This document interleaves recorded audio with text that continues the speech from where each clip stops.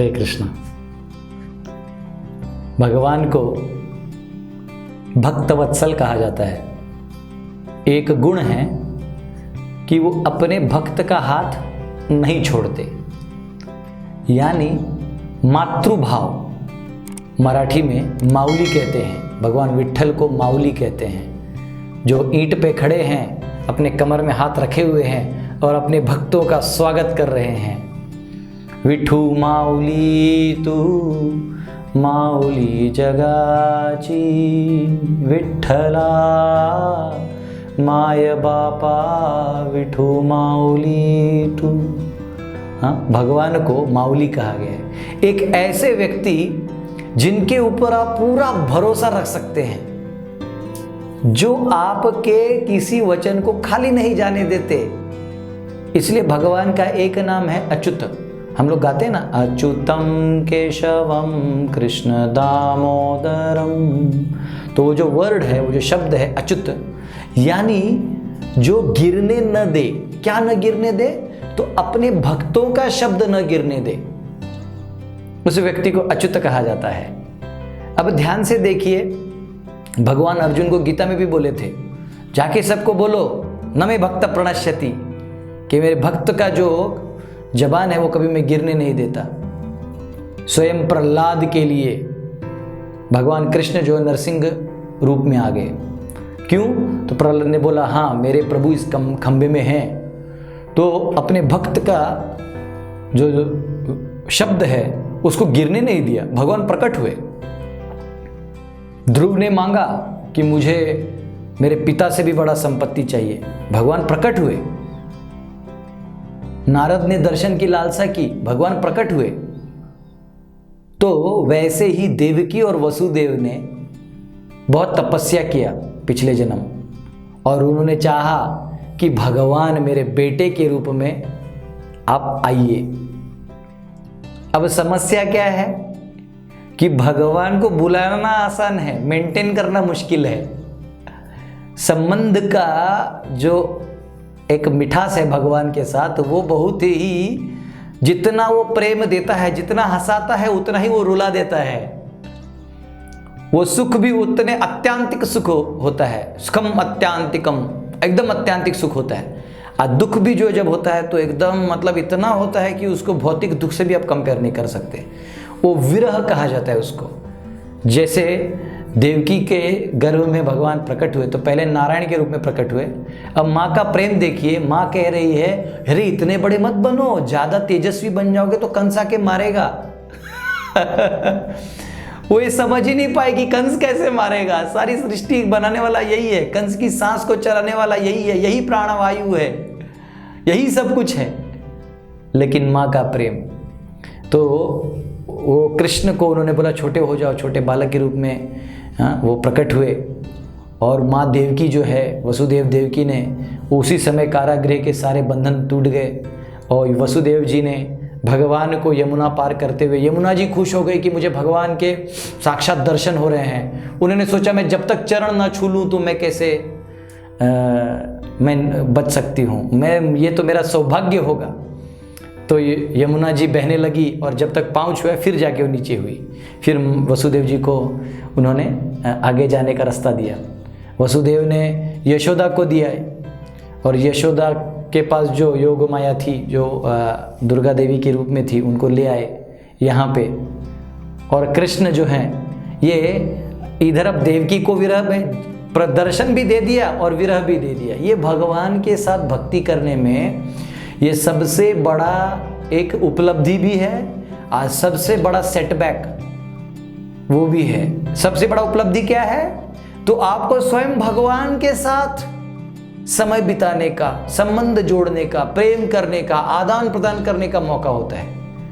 परंतु जब भगवान से विरह होता है, वो इतना मतलब आपको वो कर सकता है कि आप आंसू रो रहे हैं, खाना नहीं भी खा रहे हैं, और आपका मृत्यु भी नहीं हो रहा है। हाँ, जैसे कोई नॉर्मल पत्नी होती है, जब पति किसी दूर देश में चले जाता है व्यवसाय के लिए 10-12 दिन, तो वो चावल बिनते बिनते अपने पति का नाम चावल पे लिखती है, ऐसा फिर पोंछ देती है। उस मेमोरी में जीती है, उसी याद में जीती है।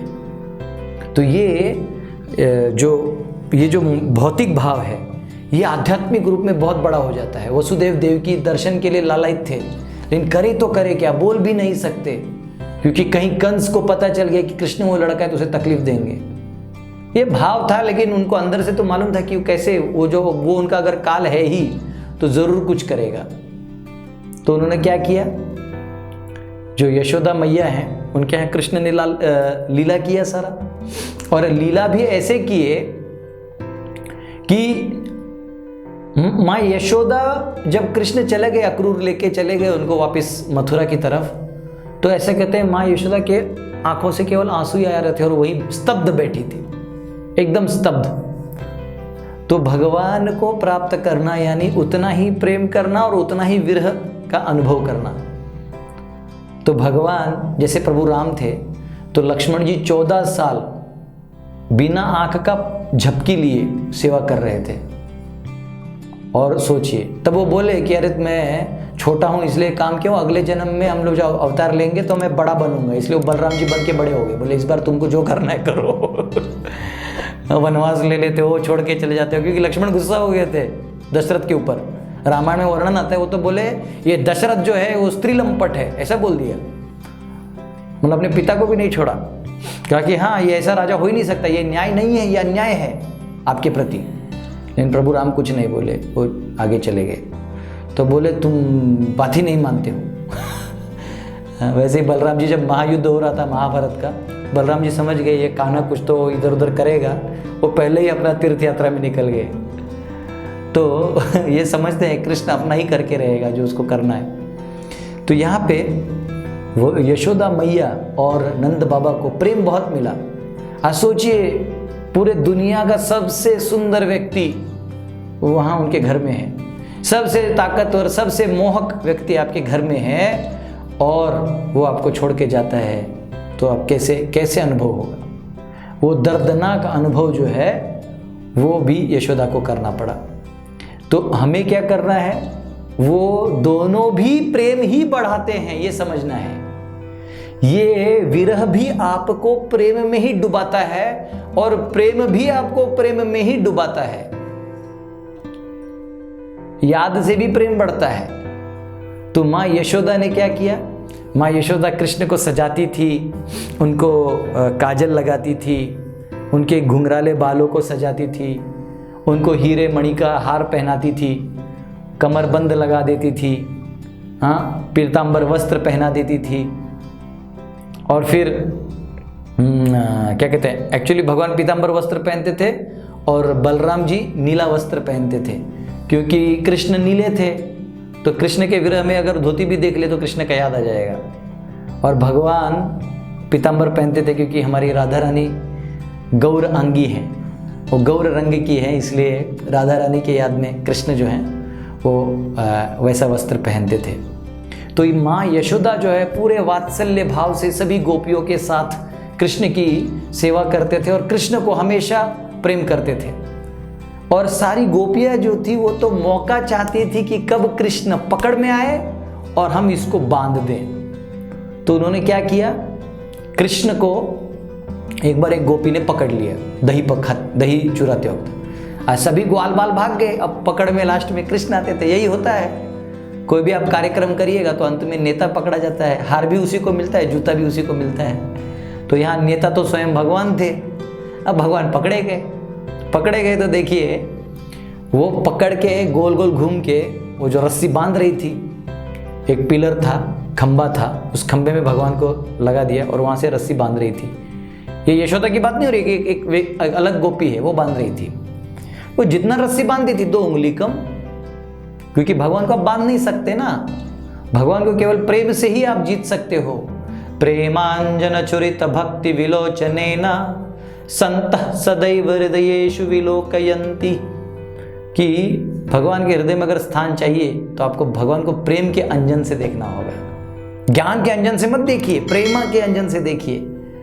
तो उन्होंने बांधा, अपना ताकत लगाया और भगवान हंसे जा रहे हो, 2 उंगली कम, 2 उंगली कम।